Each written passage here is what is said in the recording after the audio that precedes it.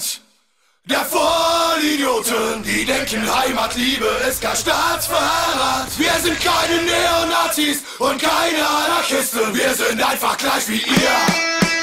Von hier.